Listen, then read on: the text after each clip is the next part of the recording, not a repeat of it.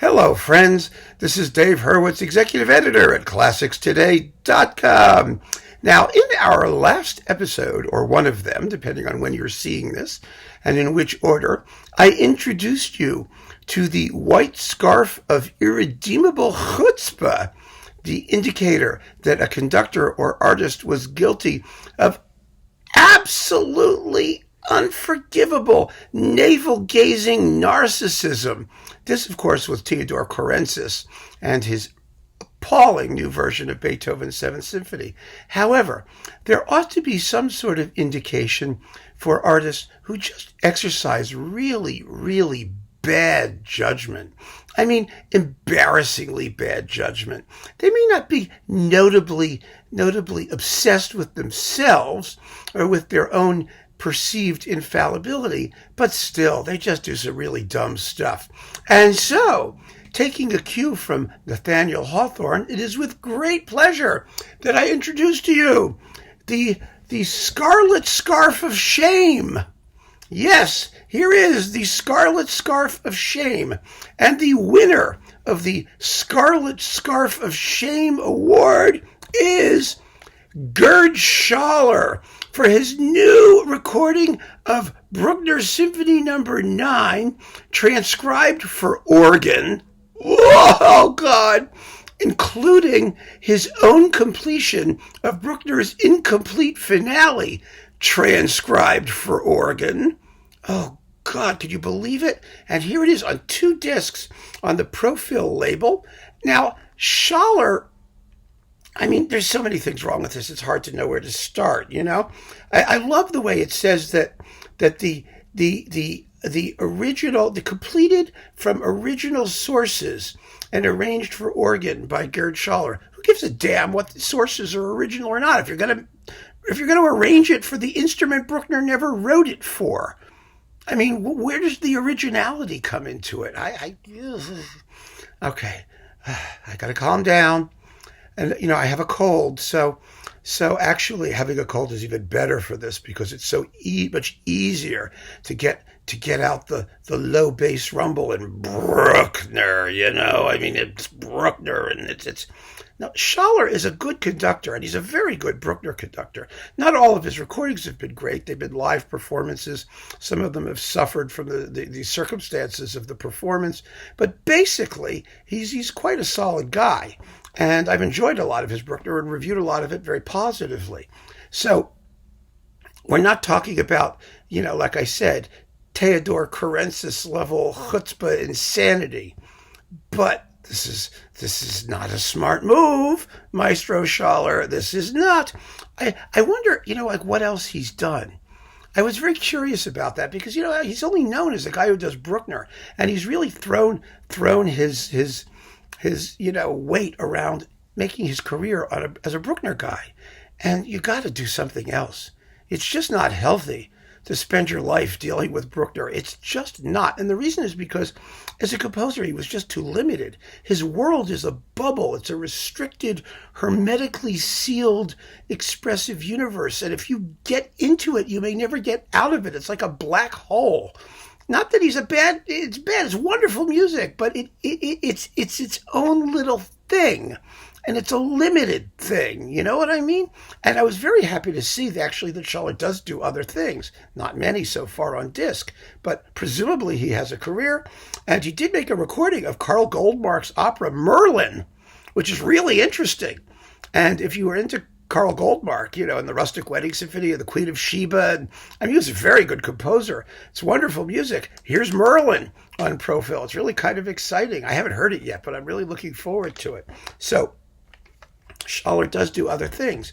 But among the other things he's done, unfortunately, is this total waste of time of arranging Bruckner's Ninth for organ. Now, there is this myth that because Bruckner was an organist and because he liked unblended instrumental colors and wasn't really an orchestral colorist per se, his orchestration is functional, basically, that he orchestrated as if he were writing for the organ. Nothing could be further from the truth. Bruckner's music sounds like crap on the organ. It's absolutely horrible on the organ. Why? Because the organ doesn't do any of the things Bruckner required his music to do. It doesn't have the stratification of timbres that Bruckner requires. It can't play the rhythms his music needs.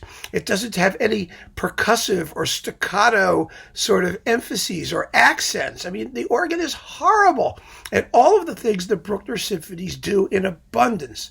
And Schaller sort of knows this because he says in his notes, he says, oh, well, I was not trying to do a orchestral transcription, that is, an arrangement of orchestral colors for the organ. He was trying to get at the essence of the ninth. This is his big stupidity. Schaller, wake up.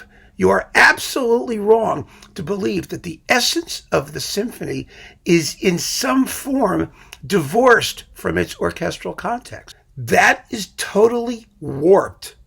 Bruckner's essence is every bit as much in the timbre and orchestral sonority and colors that he wrote into the work as it is into its melodic content or harmonic content or polyphonic substructure or whatever garbage you think sounds better on the organ than it would otherwise. It's a joke.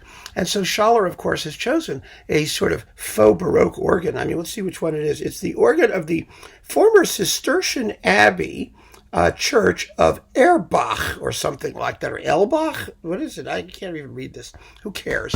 It just is a totally inappropriate instrument for Bruckner with lots of nice reverberation that messes up all the rhythm. It's just awful. Awful, awful, awful. But the proof is in the hearing. So let me show you how the essence of Bruckner really is still dependent upon the orchestral setting. First, let's listen to the opening of the ninth on the organ, where, first of all, you can't do a string tremolo, although there are certain organs that can imitate orchestral sonorities quite well. But, of course, Schaller doesn't want to use them because those don't represent the essence of Bruckner's ninth. No, we need essence, only essence. But this is just horrid. You have no tension because there's no tremolo, there's no suspense. And then, of course, you have those quiet taps from timpani and trumpets, bum, bum, which are so ominous and so telling, and which need that quiet percussive accent that the timpani give the trumpet notes. And then, of course, you have that first big crescendo as the horns rise up out of the texture like some sort of monster. Well, you don't get that because you don't get the dynamics. You don't have the dynamics, so it's absolutely flabby and horrible. And here it is. If you want to hear flabby and horrible, well, here we go.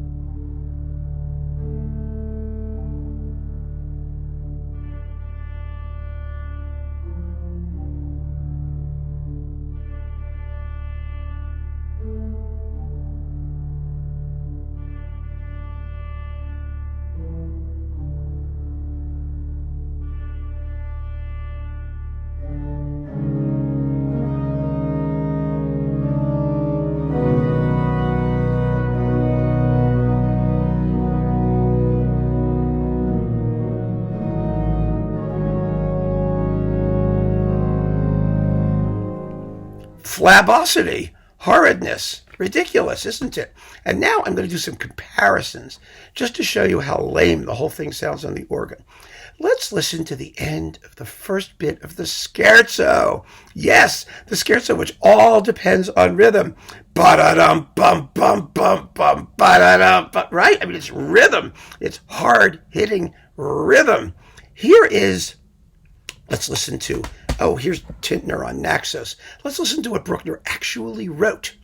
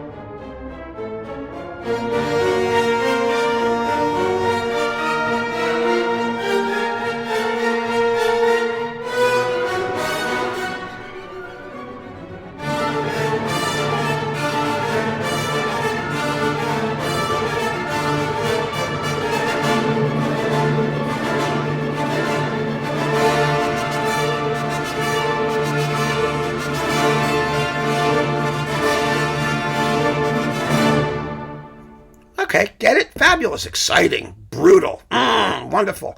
Now let's listen to what it sounds like on an organ. Holy crap!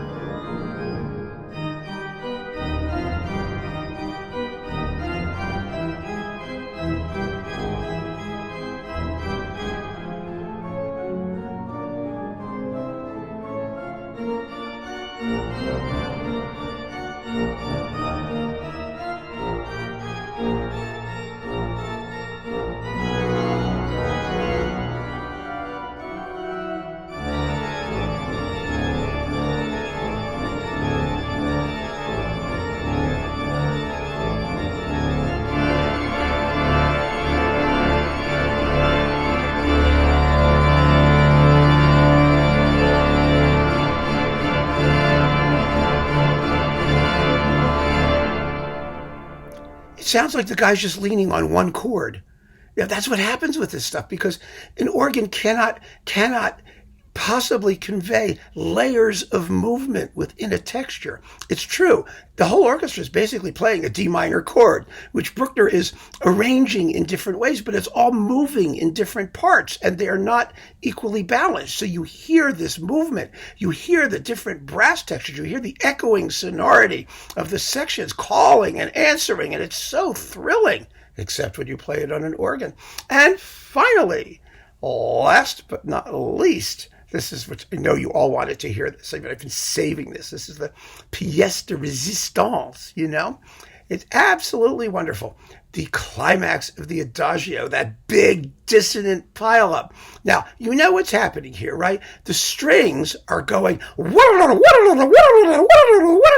they're doing that. And you have to hear that wonderful sort of nuclear power plant melting down sort of sound, you know, because it's like the alarm is in the strings. And then the brass are going, bwah, bwah, da, da, bwah, with the timpani rolls underneath. And then the trumpets on top going, bwah, da, da, screaming on top. All of those things are clear, perfectly clear in the orchestral setting. Here you go.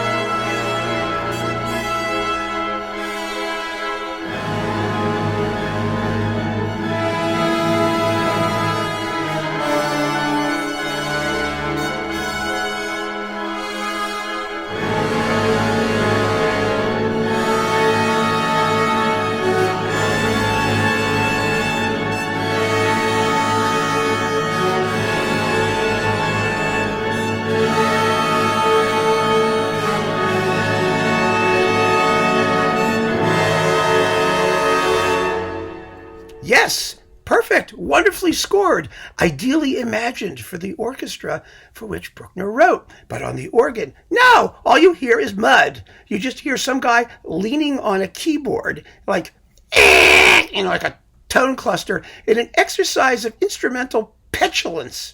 And here it is.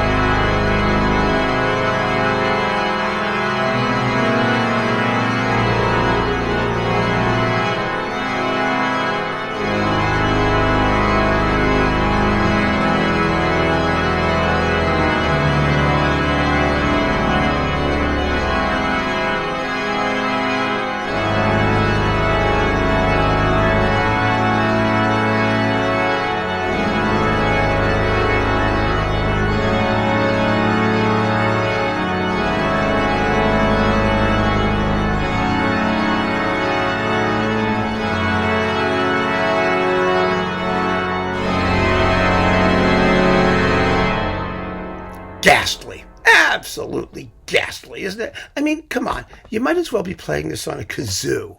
I mean, really, for all the good it is. Here's the scherzo. Here's the scherzo, the opening of the scherzo, performed on the kazoo.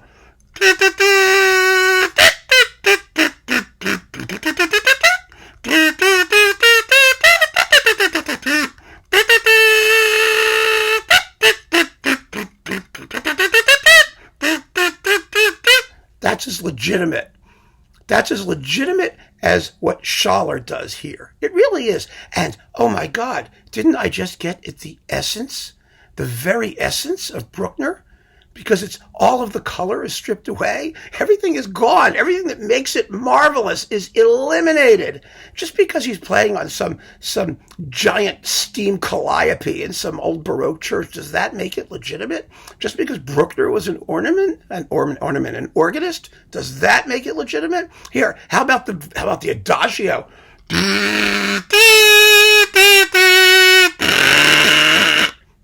The essence of Bruckner. I mean, this is crap. The idea that you could just take anything and play it anywhere else. I mean, there's some composers that have music that works that way. Bach's, for example. But the reason Bach's works that way is because it's mostly contrapuntal and mostly linear and not dependent on color as an expressive aspect, as a crucial expressive element. Bruckner wrote for orchestra because he did not write for organ. He didn't write anything of note for the organ. When asked why he didn't write organ music, you know what Bruckner said? He said, one doesn't write down what one plays. Which is a fascinating comment, isn't it? He regarded the organ simply as a vehicle for his improvisational fantasy. And he didn't feel like writing anything down for that instrument. So when he wrote for orchestra, damn it, he meant it for orchestra. And to take that element away is to destroy the music. You're not getting at its essence. You're absolutely murdering it. And you, Mr. Schaller, should know better. And that is why you have richly earned, the Scarlet Scarf of Shame. And as with all these scarves of shame or chutzpah or whatever, the only thing they're good for after you listen to it is you're going to want to hang yourself with it. It's terrible. Terrible, terrible, terrible. So, there it is. If you have like a great feeling of perversity or want a party record, you may want to get this. But other than that, no. Big mistake. Big mistake. A blot on this conductor's career and such a waste of time and energy. Why don't you do more recordings, here we are, of things like Merlin? Play music that's less known. Take us on a voyage of discovery. Use your gifts to improve the lot of mankind instead of doing this nonsense. It's just so silly. So that's it. Forget it. Keep on listening, folks, but not to Bruckner on the organ. God, no. Take care.